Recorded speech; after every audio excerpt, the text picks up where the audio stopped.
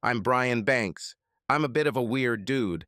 I have borderline social anxiety, I'm as athletic as a potato, and I have no interest in drinking, sports, or any other male bonding activities.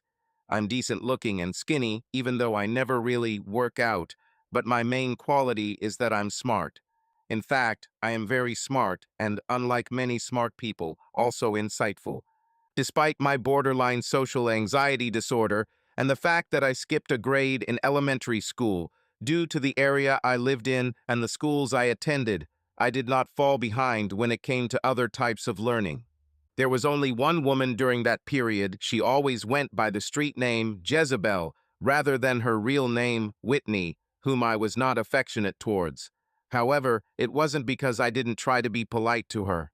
Jezebel is my age. She is a large woman, the same height as me, and at that time probably weighed 5 to 10 pounds more, although she was not fat. Most of her excess weight was on her breasts and hips. Although her face was very ordinary, everyone who knew her, including me, thought that she had the most Aphrodite-like body. Any guy who wasn't into small-breasted women would find Jezebel's body to be unbeatable. I never fell in love with Jezebel, but I really liked her and would be willing to do anything for her, even if she didn't sleep with me in return. During my senior year of college, I invented an easily programmable, encrypted, sophisticated proximity detector. It was something like the S-Pass system used on many toll roads in the United States, but specifically for secure systems. Various forms of my detectors have been adopted by corporations with their own systems, numerous government agencies, both state and federal, and the military. I even had to obtain access to state secrets to participate in the patenting of my own inventions. Thanks to my inventions, I made a ton of money from patent royalties and started 2 companies to sell products to different markets and to research new products. Since I have no management skills and am only interested in invention and product engineering, I instructed my lawyers to create a network of shell companies and holding companies that would own my 2 operating companies and hire people to run those corporations. I owned all the shares in the ultimate holding company, but it would take days for someone to figure that out. I have never used my network of companies to evade taxes, but some of them were located overseas to make it difficult for anyone trying to find out about ownership. The only people who knew I was the ultimate boss were the CEOs and CFOs of my 2 operating companies. To everyone else, I was just a salaried head of new products for one of the operating companies. By the time I was 24, I had all the mechanisms described above in place and was looking for a long-term relationship with a woman. This was difficult for me due to my borderline social anxiety disorder, but after trying many dating sites and various social groups, at 26 I finally met someone who fascinated me and who showed interest in me. Allison was probably the most beautiful woman to ever show real romantic interest in me. In addition to her beautiful face, she had a very nice body, highlighted by a pair of breasts that I considered world-class. Although our courtship was quite traditional, looking back, I now see that it was more superficial than most. I guess I was so enamored with her appearance that I overlooked some things that many would consider important in a spouse. One thing I always noticed about our relationship, however, was her complete disinterest in my work. She never asked anything about it, seemed bored, and acted completely confused if I ever brought up the topic of my work, and was completely devoid of curiosity. Allison's lack of interest in my work was actually an advantage when it came to the prenuptial agreement. Gail, one of the lawyers who helped me set up my corporations, and someone I respected greatly, insisted that I enter into a prenuptial agreement. In fact, when I was going back and forth about the prenuptial agreement, after I asked Allison to marry me, and she accepted, Gail threatened to quit if I didn't ask Allison to sign it. Gail drew up a prenuptial agreement that was very simple and not onerous. It simply provided that the only thing excluded from community property was any stock, interest, or royalty associated with any company or patent that either of us owned more than 10% on the date of marriage, or even acquired during marriage. Allison asked her father to look into it and then signed it without even asking me any questions about it. By the time I was 27 and a half, we already had our first child, a beautiful little girl we named Amber. when I met Jezebel on the street during a short, solo trip to my parents' house. I offered to buy my parents a new home in a more upscale community, but they were people with a simple lifestyle and many friends in the area, so they declined. Jezebel looked good. She had not gained a pound since I last saw her and was better dressed than ever before. We went out for coffee and she told me about her new venture, and I told her the same story I told everyone else about being an employee. Jezebel created her website, but she had financial problems. I subtly inquired about this and learned that she was only $25,000 short of making it work the way she wanted. I told Jezebel to meet me again in a week at the same cafe at the same time, and I might be able to introduce her to the investor. She was really excited about it and gave me a big hug and a wet kiss on the cheek as I left. I thought about this for a week. $25,000 was nothing to me, and despite the nature of the business, I still had a soft spot for her. A week after our first meeting, we met again, and this time she looked even better than before. She was wearing more revealing clothes that clearly showed that she still had the same perfect body. As soon as the drinks were placed in front of us, I handed her an envelope containing $25,000 in cash. Jezebel was shocked. She even started crying, something I never expected from someone with such a tough exterior. Jezebel offered to give me a stake in the site. I politely declined, saying I just wanted it to be a gift and didn't want any ownership stake. She rubbed her hand over my thigh and offered a different kind of gratitude, but I politely declined that too, saying I loved my wife. "Your wife is a lucky woman," Jezebel said through tears as we said goodbye. "If there is anything I can do for you, just ask and it will be done," she said completely seriously. "Make it big," I said with a big smile, and then hugged her tightly. Allison and I had two more children. A second girl, Whitney. No, I didn't name her after Jezebel, but I readily agreed with my wife when she suggested the name, and then a boy, Jerry. Although sex with Allison was always good, over time I realized that she was actually quite shallow and materialistic. However, she had other good qualities, and I truly loved her, the only woman I have ever loved. More importantly to me, she gave me three wonderful children. Amber, who was 12 years old at the most important moment in the story, had her mother's beauty and the best aspects of Allison and my personality. She was also just as smart as me, testing at the same genius level as me, but much more outgoing. 10-year-old Whitney was also a beautiful girl, although unfortunately for her, she had inherited some of my features, which while not unattractive were not in the same class as Allison or Amber. However, Whitney was the most caring, loving, and empathetic person I have ever been with and could light up any room with just her presence. She also didn't hide when her brains went black. 8-year-old Jerry was just a cheerful little boy. I don't know where he got it, probably somewhere on the Allison side of the family, but he was a true athlete. I developed an interest in baseball and basketball just so I could talk intelligently with him about his favorite activities. He never had a bad word to say about anyone, always seemed to be in a good mood, and got along well with both his sisters and them with each other. With such wonderful children, I'd think Allison was a great mother. Unfortunately, this was not the case. The main conflicts between Allison and I arose over raising our children. I'm not sure what it was, maybe just the green snake of jealousy, but Allison had a bad relationship with Amber. She was too strict with Amber and sometimes cruel in her remarks. I had several outbursts with Allison right in front of Amber when Allison treated her badly because I just couldn't stand it.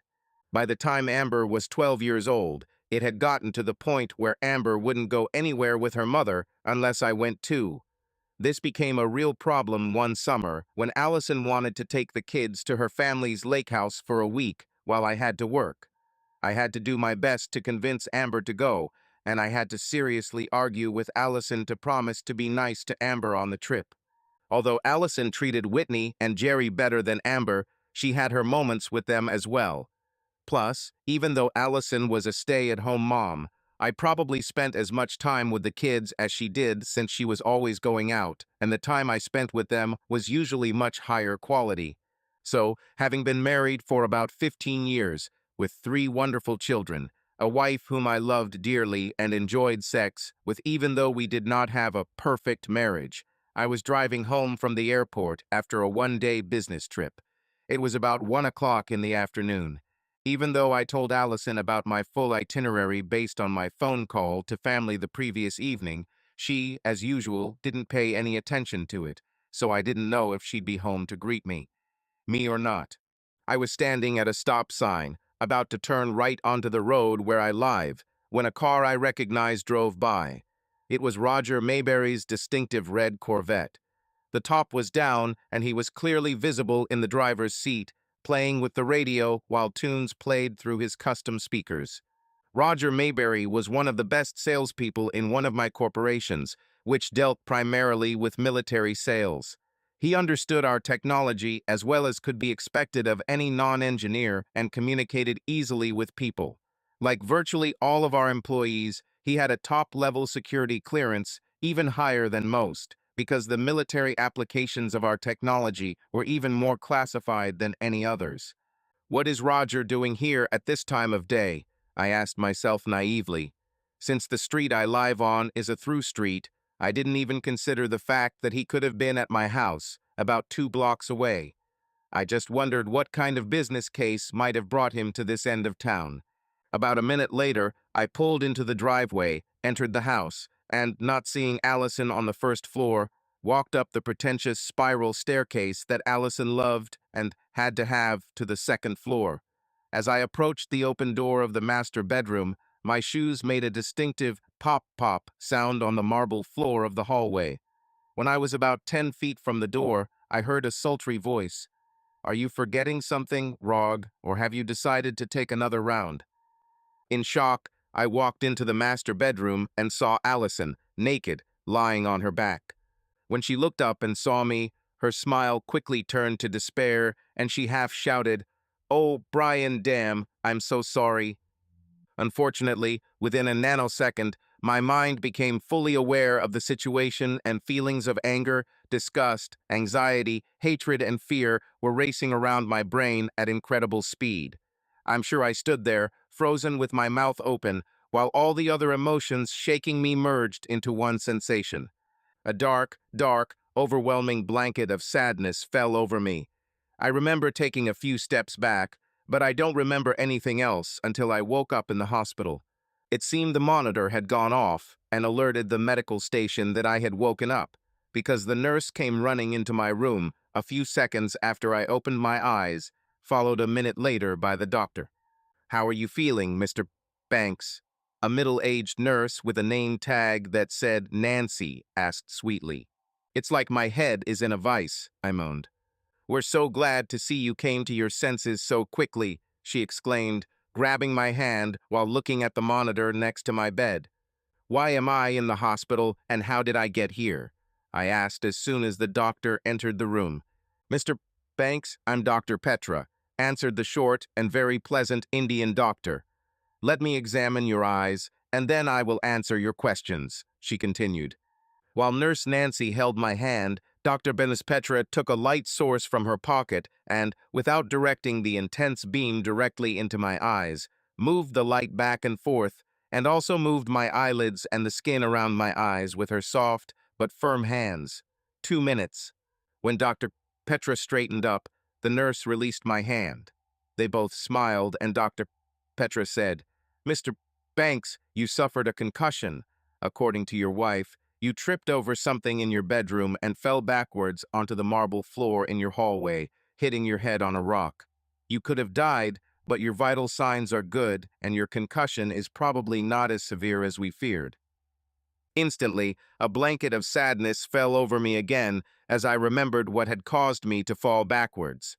"By the way, where is my faithful wife?" Well, she was here, but she left to pick up your kids from school," Nancy replied, starting to come to her senses. I looked at my watch. It was 3:28, so she probably picked them up at that moment. "Have you eaten anything lately?" Doctor asked Petra, whose face was still pale.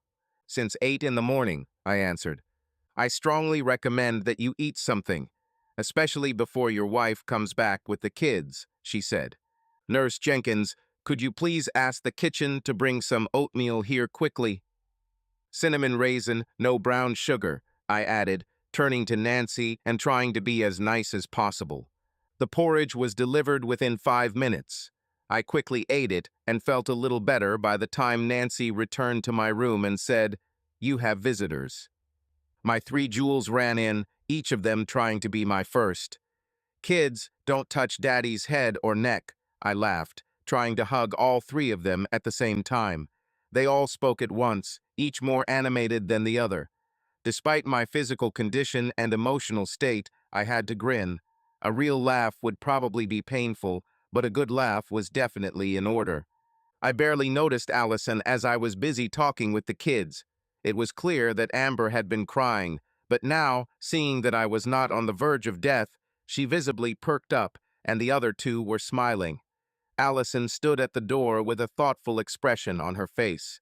When I chatted with the kids, I avoided discussing my trauma as much as possible and instead directed the conversation toward their activities from yesterday and today. Allison interjected her questions or comments several times, but I simply ignored her and never made eye contact with her. After about 15 minutes of fun, I noticed Nancy say something to Allison. After a minute, Allison announced, "Kids, Daddy needs to get better and he needs some rest, so we need to go. Kiss his hands goodbye and we'll visit him again tomorrow." The children caressed my hands and waved goodbye to me as they left. Amber was clearly in better shape than when she arrived, and Jerry seemed fine, but now, having gotten a good look at me in the hospital bed from afar, Whitney began to tear up and turned her head sharply, trying to hide her tears. After the kids left, Allison called out to them, "Meet Mom at the elevator. I'm going to talk to Dad for a few minutes." Allison turned and walked towards me. I did not have time to fully plan my response, and I obviously did not have the ability in the moment to implement the scenarios that I had already thought through, so I just closed my eyes and listened. "Brian, I'm so sorry that you had to see me like that. I never wanted you to find out. I'm sorry that am not the wife that you deserve. I really hope that when you get better, we can discuss this," she said, her voice filled with moans and sobs, although there were no obvious tears. When she didn't get any response from me, she said, "Maybe tomorrow you'll want to talk. If you want, just call me." Her last statement was telling in itself. Obviously, she had no interest in coming to see me at the hospital. I would have to call her myself for a conversation, otherwise she would not have shown up. Dr. Bristol, Petra returned about 20 minutes after Allison left. After another examination, she said, "You don't look too devastated after talking with your wife." "I haven't talked to my wife," I replied emotionlessly. However, although I still feel deep sadness over the loss of my old life, I am absolutely confident that I can turn my emotions into action. "That's good," she said with a smile. "Doctor, how long do you think I need to stay here?" "I insist that you stay one more night after this night, but after that, if your examination is good, you will be free to leave. But you need to limit your activities for at least a week, and definitely not go to the office for at least 3 or 4 days. I insist." She answered, her voice as firm as it could be for a 5-foot-tall woman. "I promise," I laughed, then reached over and took her hand. "That is, I promise, on the condition that you do not tell my wife that you will let me go on Friday morning. Obviously, I cannot ask you to lie, but if she even bothers to ask, can you hint that I will have to stay until Saturday?" "I think I can do that, Doctor." Petra laughed, "as long as I don't have to outright lie in response to a direct question. I'll tell Nurse Jenkins the same thing." I had a full dinner, called my parents whom, for obvious reasons, Allison had not informed, and asked for a notepad and pen. I felt too overwhelmed that night to write anything, but the next morning I was definitely ready to start planning my next steps. Allison showed up again with the kids around 3:50 p.m. on Thursday. As I suspected, she hadn't bothered to come see me earlier that day, and I certainly wasn't going to call her, although Nancy said she had called the nurse's office once to check on my well-being. By the time the kids arrived on Thursday, I was feeling much better. This was not only because I was recovering, but also because I had a very productive day. Several people from my office came to see me, as well as my lawyer Gail, who handled my prenuptial agreement, and my parents had lunch with me. Nothing I did related to my research on proximity sensors. It was all about planning the rest of my life outside of work. After a wonderful half hour with the kids, as I had asked Nancy earlier that day, she came in and said I needed a rest. Allison did the same thing she did the first day, but this time I didn't close my eyes when she talked to me. "Darling, you didn't call me today to come and we could talk about our situation," she said in a quiet voice. "I guess I wasn't important enough to you for you to check to see if I was alive or dead if I hadn't called, huh?" I replied, trying to keep the sarcasm out of my comment, but probably not very successfully. "It's not fair, dear," she replied softly. "I didn't want to bother you if you didn't want to talk." "I'll probably want to talk over the weekend, honey," I said in a mocking tone, "after I'm discharged." "Brian, I'm so sorry again. I really hope we can get over this," she mumbled. Then she took my hand and kissed it. I didn't show any reaction. "Bye," she said modestly, waving her hand as she left. Of course, it wasn't lost on me that she never said she loved me or that she was going to end her affair with Roger Mayberry, and the only sign of real regret I could feel was that she got caught. The remaining 10% of my plan that I have not yet finalized will now be easy to complete. Just before visiting hours ended, Allison's parents arrived. I was a little surprised until they subtly revealed the reason for their visit. Allison seemed to think it would look bad if she threatened me with losing my children in the event of a divorce, so she asked her parents to do it. Allison told us about her big mistake, her mother said, holding my hand. "Oh, really, which one?" I asked sarcastically. After a long pause, her mother replied, "You know very well, this is what led to your accident. I just hope you can find it in your heart to forgive her, Brian. You are such a good man and a loving father, and I know that it would be very difficult for you not to be with your children every day." "You're absolutely right, Ruth," I said in a grim voice. Being gloomy was just a game. The most important thing in my plan was to obtain the exclusive right to raise children. After a few minutes of casual conversation, after Allison's parents delivered the message that I'm sure their daughter demanded they deliver, they left. Any doubts about what I should do disappeared. On Friday morning, Dr. Petra did another exam and then signed my discharge papers. "Remember, rest for at least a week," she said. "Honest pioneer," I replied, making my version of the pioneer salute. Having never been a pioneer, I don't know how accurately I did it, but at least she laughed. I thanked Nancy and offered her a $500 tip, which she was obliged to refuse. So instead, I hugged her carefully and left with my assistant Jack by 10 a.m. It would be very easy to get revenge on Roger Mayberry. I could just fire him. But this would not be enough for revenge. I needed to destroy his career. If he had simply gotten another job in a related field with almost the same salary, what punishment would that have been? I needed to make sure he lost his security clearance. This would make it impossible for him to obtain a job with anything close to his current compensation or prestige. After consulting with Gail and the divorce specialist she recommended, and after obtaining information about Roger's bank accounts from HR, since his salary was being deposited directly, the next step was to meet with Jezebel. For what? She would help me ensure that I would have exclusive rights to raise my children. My assistant drove me to Jezebel's office, but I asked him to wait in the car. Although Jack would be fully aware of all my plans, I needed to talk to Jezebel alone. I called ahead, but Jezebel still seemed surprised and excited to see me. "Wow, Jezebel," I laughed as she quickly moved her big, beautiful body towards me. "I have a concussion, and I can't hug you like I would like to." She looked good. She was dressed stylishly but professionally and looked like she hadn't gained a pound, although her breasts seemed even larger than I remembered. They probably just seemed bigger because I hadn't seen her in 10 years and didn't remember how big they were. There was some gray in her hair, but it actually softened her features. Yes, she was still an absolutely sexy woman. "Come into my office," she demanded, grabbing my arm. After I expressed my joy at seeing Jezebel again, I got straight to the point. "I need your help, Jezebel," I said, feeling my sadness again. "Whatever, Brian," she said, holding my hand. "You have no idea how much I want to help you, no matter what it is. You helped me achieve my dream, so I'm all in." That comment and her big smile when she said it did more to lift my sadness than I could have imagined. "Okay, you asked for it," I laughed. I held back no detail about what had happened or about the aspect of my reaction for which I needed her help.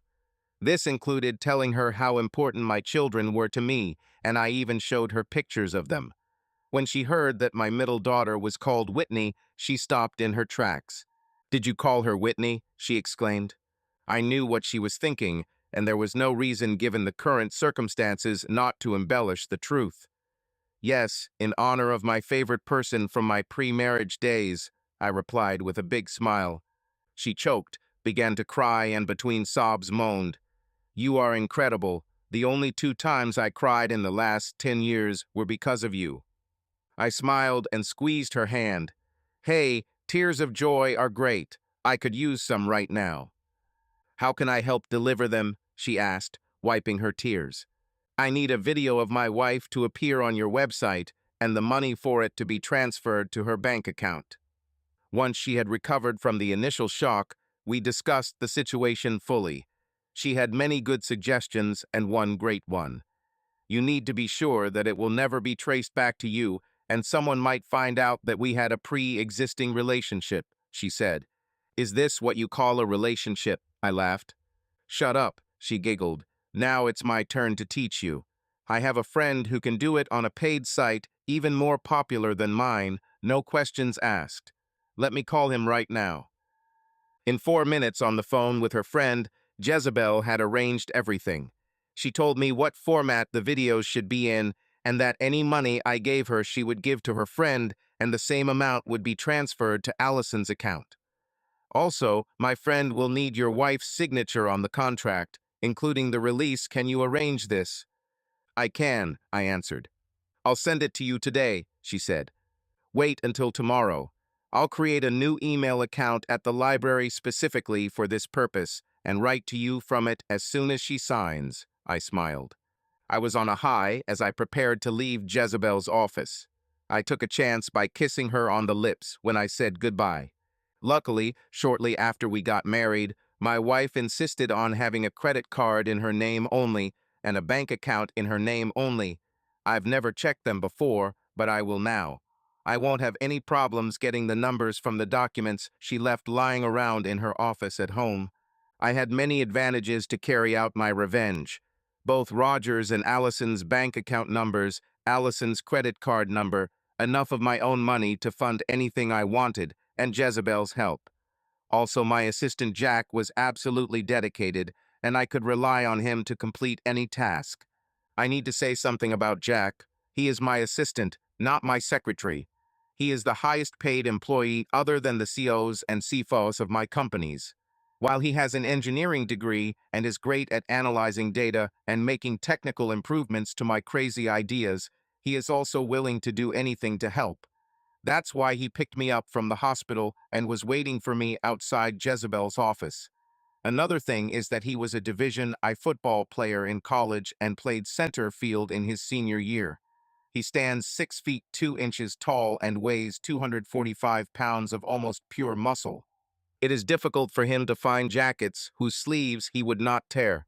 Even if something goes wrong in my plans for revenge, I have thought everything through carefully and must be optimistic.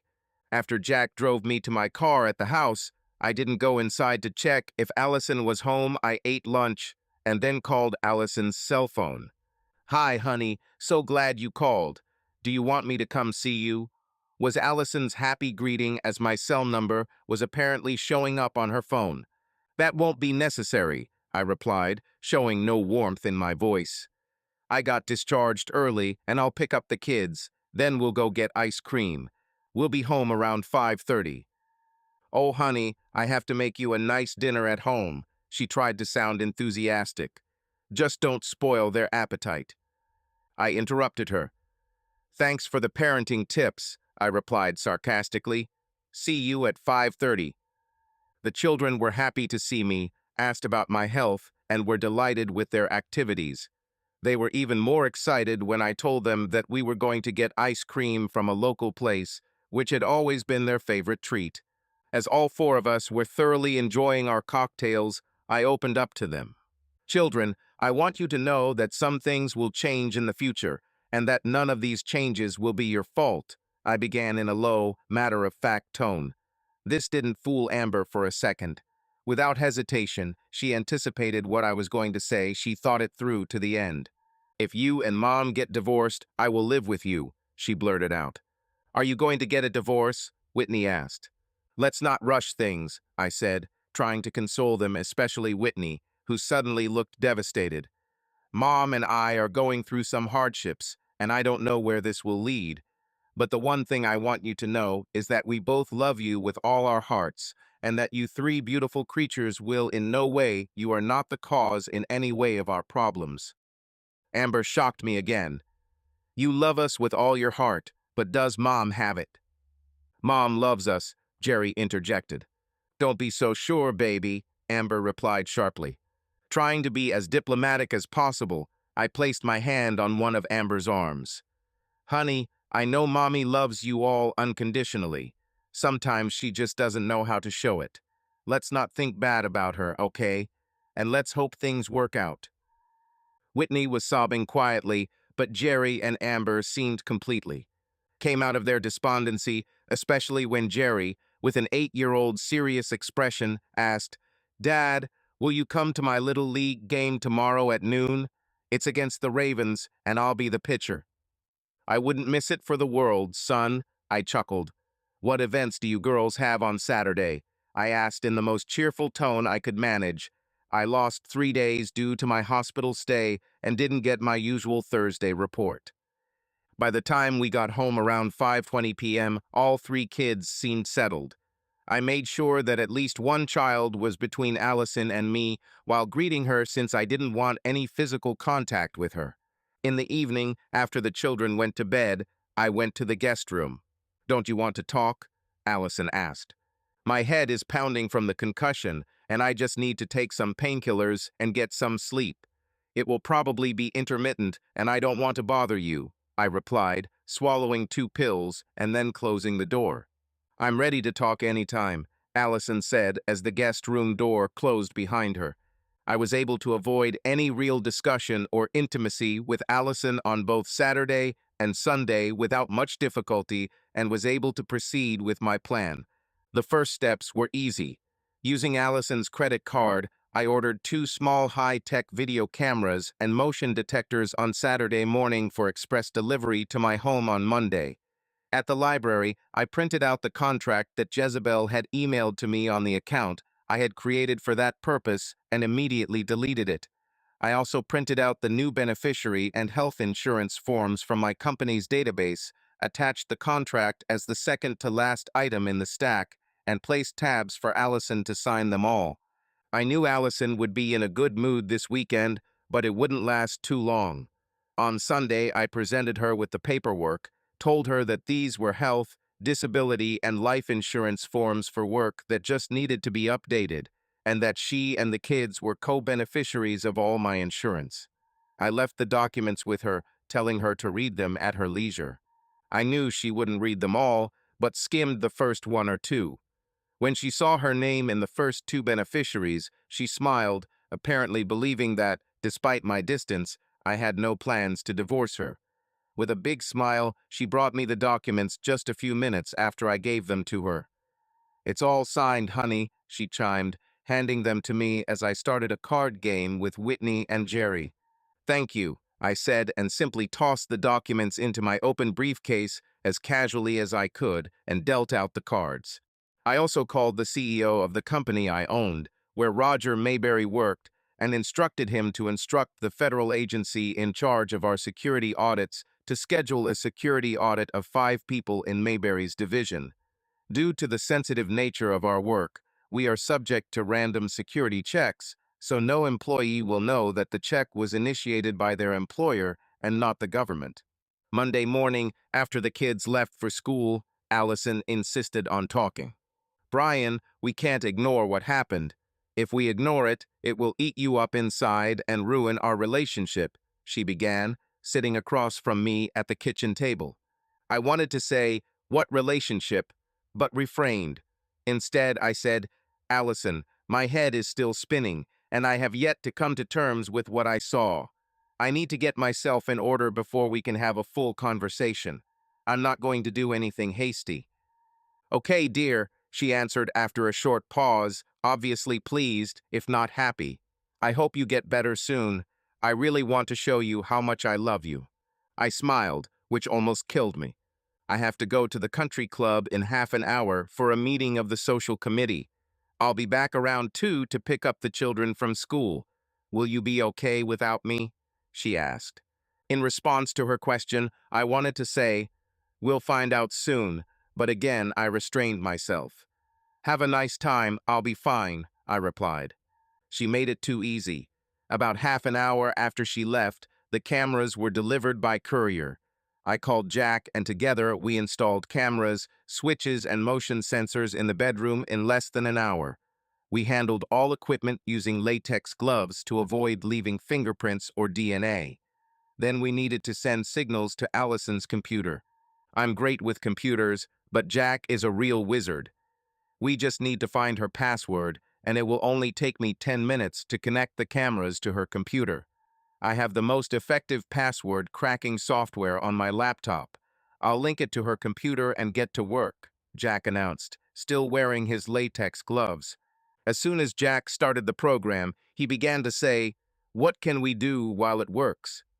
But was interrupted by a beep. "What is this?" I asked. "It doesn't work?" "I don't think so." "My God, it's already broken," he laughed. "How is this possible?" I asked. "The program first checks the 1,000 most common passwords before starting to use cracking algorithms." Ha ha, her password is Princess, the 28th most common password according to the software. "That's typical," I laughed. She never listened to what I said about technology. Why would she listen to me when I told her to make a password out of random characters? Jack's words turned out to be true, and 10 minutes later, he was recording from the cameras into a file with an inconspicuous name on Allison's computer. After another 5 minutes, he had it set up so I could access the file from my office anytime I wanted and could turn the cameras and motion sensors on and off remotely. I went to work on Tuesday because I was feeling fine and turned on the cameras and motion sensors when I left. I arranged for a transfer of $10,000 to Roger Mayberry's bank account from my company registered in the Cayman Islands. Afterwards, I felt good emotionally and was making good physical progress in recovering from the concussion, so I was really working. After the kids went to bed Tuesday night, Allison approached me. "Why don't you come back to our bed tonight? Your head should feel better if you were able to work today." "Yes," I answered. "I almost feel normal." On Wednesday and Thursday, I almost allowed myself to fantasize about Allison, realizing how much she had hurt me, really loving me, and even breaking things off with Mayberry. But that didn't stop me from turning on the cameras when I was out or continuing with my plan, because I knew those thoughts were just a fantasy and not reality. This was confirmed when I watched the video from Thursday afternoon. In the video, my faithful wife showed the essence of her fidelity. While I was somewhat relieved to know that the video was what I needed to try to gain sole custody of the children, my sadness made a brief and very unwelcome comeback.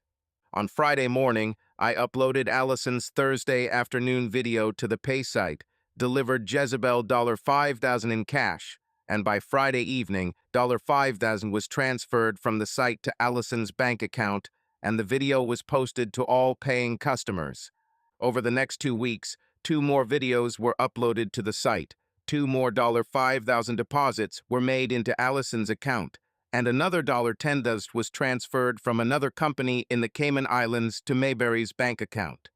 I now needed to put the main part of the plan into action before Allison and Mayberry received their bank statements at the end of the month and wondered what the hell was going on. The day after the third video became available to paid subscribers, Mayberry underwent a security check. I don't know how this happened, but the inspector had a copy of one of the videos, as well as a statement from his bank account. Mayberry was the third person in his group to be interviewed that day, so I'm sure he didn't know that his interview was the only one that was important. After Mayberry was hooked up to a lie detector and preliminary questions were asked, the examiner pressed him. Mr. Mayberry, do you have any extracurricular activities that someone could use to blackmail you? No, I don't think so, Mayberry replied, causing the lie detector needle to move sharply. I'd like to show you a video, Mr. Mayberry, the inspector continued, pressing a few buttons on his iPad. Who is this woman you had sex with 2 weeks ago on Thursday? Mayberry seemed to turn pale as he debated whether to try to lie or tell the truth, which would be worse for his security clearance. It looks like he decided to confess. Allison Banks. Isn't she married to one of your colleagues, Brian Banks? Well, Brian Banks actually works for a related company, although his office is in the same building as mine. It's a big building, Mayberry stammered. Have you ever thought that an affair with a married colleague could potentially lead to blackmail? I never thought about that, Roger mumbled. Have you received any payments from foreign entities since your last security clearance? Absolutely not, Roger replied indignantly. Let me show you your bank statement for this month, Mr. Mayberry. What are the deposits from two different companies from the Cayman Islands for? There was a long pause. With trepidation in his voice, Mayberry replied, I don't know. I've never seen this. There must be some mistake. An error from two different companies from the Cayman Islands, whose owners we could not identify.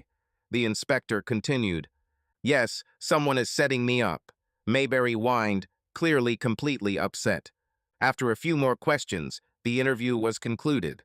Mayberry said nothing when, after disconnecting the electrodes from the lie detector, the examiner said, Mr.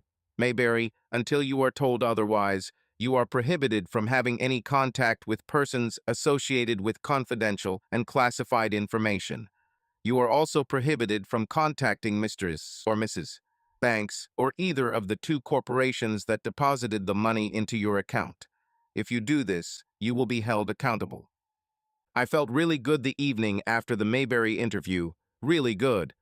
Allison sensed my joy and flirted with me after dinner. We went to bed as soon as we were sure the kids were asleep. The next day, I sent the children to school. All I received from Allison was icy stares. As soon as the kids left, I made a phone call and 30 seconds later the doorbell rang. This is for you, slut, I laughed. How dare you talk to me like that? Allison exploded. I won't do this anymore, I answered, already laughing openly. When Allison answered the door, the bailiff handed her the divorce papers. All I heard was, Mrs. Allison Banks? Yes. You are served. Attached to the divorce papers were photographs of her having sex with Mayberry, as well as the name of a website with a password that could be used to access it. You didn't think that I would find out about your earnings, did you? I asked as she stood at the kitchen table in a daze. Haven't you even looked at what you look like on the website? Here's your chance to find out, I shouted as she held up a piece of paper with the site's web address and password. I couldn't believe it when my assistant brought it to my attention. Isn't it enough that you disrespect me by having sex with that bastard in our bed? I, what? She replied, tears gathering in her eyes. I'll take the kids for the weekend, I announced, standing up. Make sure you hire the best lawyer you can afford because you'll definitely need one. That same day, Mayberry was fired and removed from the building and his security clearance revoked. About an hour before I was supposed to pick up the kids for the weekend, my secretary called on the intercom. Brian, there's a report that Roger Mayberry is drunk in the parking lot and screaming your name. Should I call the police? No, Sherry, I laughed. Call Jack. Let him come here as soon as possible. It's too good to be true. When Jack arrived, we walked up to the window of our building where we could see where Mayberry was. We quickly developed a plan. Jack exited through one of the side doors and stayed close to the building, out of camera view, while I boldly exited through the main entrance. As soon as Mayberry saw me, he screamed, "It was you, Banks. You got me fired and ruined my security clearance. I know it. I'm going to blow you to smithereens." I approached the place within the camera's field of view where Jack was. I let Mayberry get close enough for him to hit me. Even though it was only a tap on the shoulder, I feel as if it had been the hardest blow in history. As Mayberry bent down to strike again, Jack came into view of the camera, grabbed Mayberry, and elbowed him once in the jaw, as if he were a forward from the opposing team. Mayberry was thrown back several meters, losing consciousness. Jack came over to me and helped me up, and I pretended to be a little dazed, leaning on the car. Jack called 911. All this action took place in full view of security cameras, and the police arrived within 3 minutes. Mayberry was handcuffed and confined to a stretcher, which was taken by ambulance to the hospital, and one of the police officers rode with him in the ambulance. I filled out the necessary paperwork to file an assault charge, then picked up the kids and headed to a beautiful mountain resort for the weekend. I told the kids at the end of the weekend that Allison and I were getting a divorce. Amber seemed pleased. The other two took it surprisingly calmly, taking to heart my promise that we would both love them the best we could. When we returned Sunday night, Allison wasn't as angry as I expected. In anticipation of a possible hysterical attack from her, I moved all my valuables and most of my clothes into temperature-controlled storage. I had no intention of leaving home, however. Once the kids told her what we did during our fun weekend, Allison and I talked. "I know you did this whole video thing, Brian, although I don't know how you did it," were her first words, albeit in a more conciliatory tone than I expected. "No apologies, no, it was a mistake, no, forgive me," I asked. "You're just accusing me of something I obviously didn't do," I replied, trying to sound outraged in case she was recording our conversation. "I was busy over the weekend, Brian. I hired a lawyer and a computer expert. Again, I don't know how you did it, but you've covered your tracks really well, and I'm going to have a hard time refuting this accusation of unfitness as a mother. However, I hope that we can come to some kind of agreement regarding custody." "Of course we can, Allison. You'll give me full custody and a home so the kids don't have to move, and I'll give you generous dating rights. I'll also buy you a house so you and Mayberry can do your thing there." Did you hear that he not only lost his job, but also his career? "I don't want to share a house with Roger. That was never my goal." "It was." She began to speak. I quickly interrupted her. "I don't want to hear it, Allison," I said sharply. I pulled myself together and continued. "You can live with anyone. I just don't care. I'm just making a suggestion." After a pause, and actually a couple of tears, she continued. "Look, I know you think I'm a bad mother, but I'm not. I love children with all my heart and cannot imagine how I can live without them. I also don't see how it would benefit both of us to take this to court. I know you will slander me in every possible way, and I don't have the strength to do that, and neither of us needs the kids to know all the details or see the video. I agree that we don't want the children to know the details," I said thoughtfully. "What do you suggest?" I asked, really interested. "My lawyer suggests that we agree on a mediator. He says a former family law judge would be the best choice. I will agree to full or joint custody, and you can do the same. We will allow the mediator to review everything, including the children's wishes, and will abide by his decision. This way we maintain confidentiality and can reach a solution much faster," she replied. I was actually shocked that she could be so intelligent. I think she realized that I had a much stronger character than she realized, as I am sure she had several long conversations with Roger Mayberry. "Let's set up a joint meeting with our lawyers early next week and work out the details," I said. "I have only one objection to your proposal. Under no circumstances will I agree to joint custody. It's too difficult for the kids, and I want full custody. If the mediator decides otherwise, I will agree, but only in this case I do not suggest it." I let Allison stay in the master bedroom while I slept in the guest room. I didn't tell her why because I didn't want to add to the stress level, but now that it was all clear, there was no way I was going to sleep where she was having fun with Mayberry. On Tuesday, we held a joint meeting with our lawyers. We both told our lawyers to just do what we asked legally. We didn't want them to argue. The contract we drew up included dividing all family assets equally, except for what was exempt under the prenuptial agreement, which was 90% of our wealth. The name of the mediator, a former family judge in good standing, when a hearing was to be scheduled before him, and when the mediator was to make a secret decision. The amount of child support I will pay Allison if she is awarded either full or shared custody of any child. The amount of support I will pay Allison for 2 years or until she remarries, whichever comes first. Restrictions on her communicating with Mayberry in any way. If the children were present, she was offended by this, but said she was no longer interested in him, so she agreed. An agreement not to speak to the children in an attempt to in any way influence what they say to the mediator. How much Allison can pay, at my expense, for a new place to live, whether a house, condo, or apartment, if I get full custody and she has to move out of our home, and what the specific terms will be if we have joint custody, or what the visiting rights will be if one of us gets full custody of any child. We worked out all the details throughout the day, and it was done. A potential mediator was contacted the next day. He agreed to take the case and the terms of his payment, which was to be divided in half from our joint assets, not subject to a prenuptial agreement, and we even set a preliminary hearing date in 2 weeks and a hearing date in 4 weeks.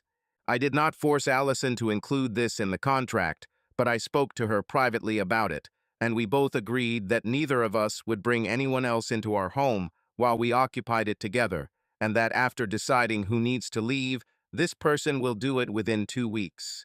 Allison and I were quite polite to each other while we waited for the hearing.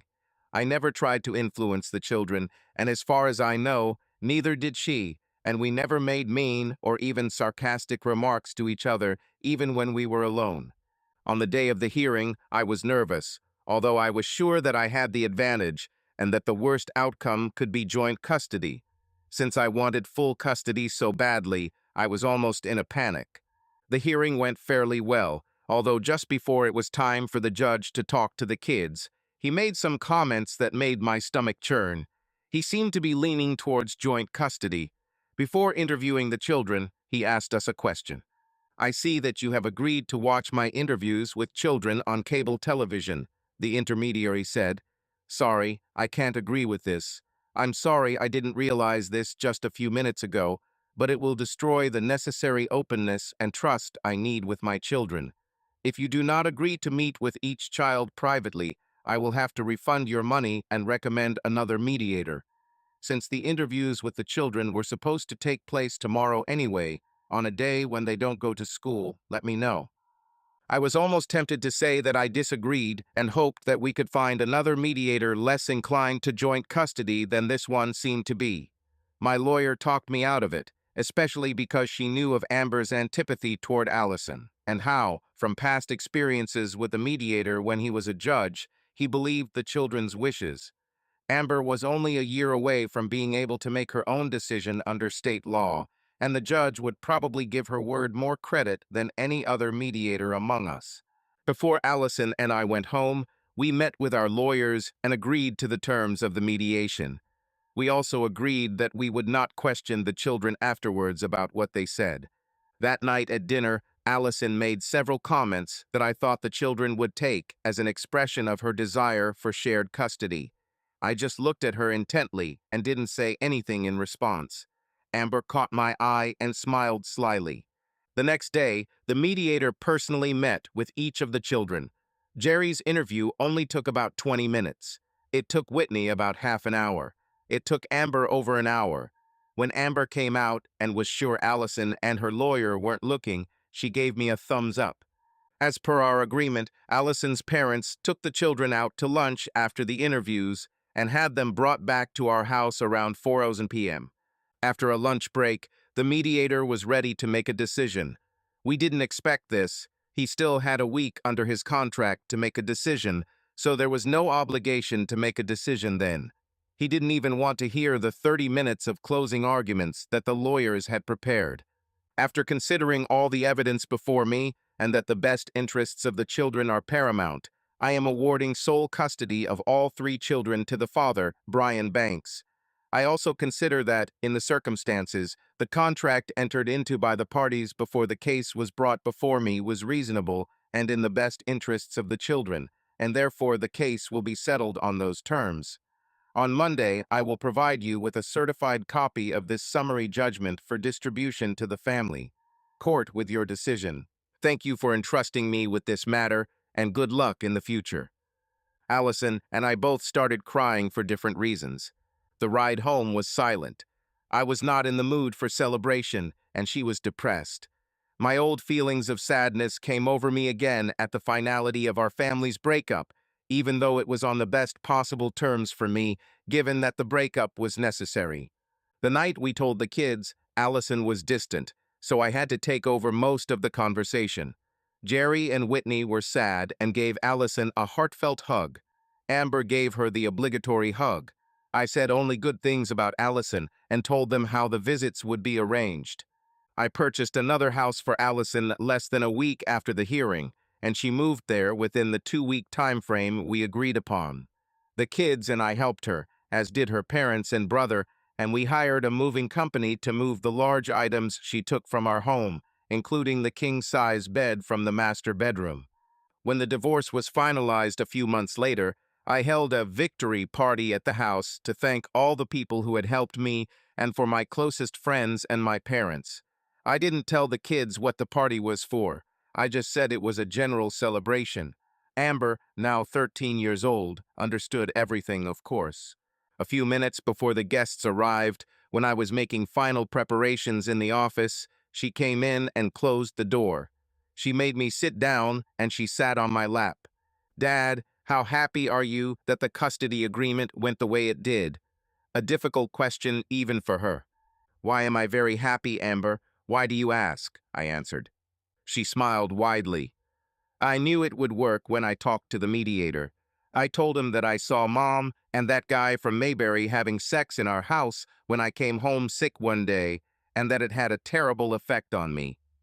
"Have you seen them?" was my startled response. "Who cares, right? She cheated. I would refuse to go with her if she got custody of me, and I knew it was better for Jerry and Whitney to stay with us. I just thought you'd like to know," she concluded with a big smile. She kissed me on the cheek, jumped off my lap, and disappeared. I decided never to deal with this issue. However, since the victory celebration, I have been pursuing Jezebel. Jezebel came to the party looking like $1 million. She immediately became close to Jerry and Whitney. She played ball and pepper with Jerry for a good half hour. She handled it much better than I ever did. Jezebel sat down with Whitney one-on-one. I don't know what they were talking about, but they chatted and laughed for an hour. Amber was more reserved towards Jezebel than the other two children, but she also seemed to have a positive attitude towards her, and they talked about fashion. Jezebel spent that night with me. As I walked away, I said, "Jezebel, I don't know what you see in me, but damn, I really enjoy being with you. Do we have a chance for a real relationship?" Looking into my eyes, she licked her lips. "I see in you a kind, generous, smart person. Why don't you take me to a resort on the weekend of the 14th for 3 days, and we'll see if we both want a real relationship. Honestly, I'm tired of searching. I need a man who will be mine and only mine." She kissed me again and then closed the door on me, saying, "Go home to these beautiful children." 2 years after my victory party, a number of changes occurred in my life. All three children are well adjusted, happy, and thriving in school, social life, and activities. Allison did nothing wrong and took full advantage of her visitation rights and did nothing to abuse them. Amber has a much better relationship with her now than when we were a family. In fact, last summer, Amber even went with her and 2 other kids to Allison's parents' lake house for 10 days, and when she returned, she didn't have any negative feedback. My business is thriving, and I'm making more money than ever. However, my ownership of the operating companies was inadvertently exposed when the report we filed with the government was sent to a number of employees to whom we had not intended to provide it. However, even this worked, and no one treats me differently than before. Roger Maybury left town shortly after the victory party and, according to the only employee who still has any contact with him, he works in entry-level sales for a West Coast electronics firm that does not deal in sensitive technology. The kids were more than accepting Jezebel. All three look at her more as a friend than a mother, and they really enjoy her company. Last month, she moved in with us with her children. Although she doesn't want to get married, she only wants to fulfill friendship mothering duties for the children while running a small company selling specialty clothing online out of an extension I built on the house for that purpose. At the same time that the extension was being built, I also installed top-quality soundproofing in the master bedroom. Subscribe to our channel so that your love doesn't cheat on you, and go ahead and listen to the next story, because this story is nothing compared to the next one. If you're under 18, don't even think click to the next one.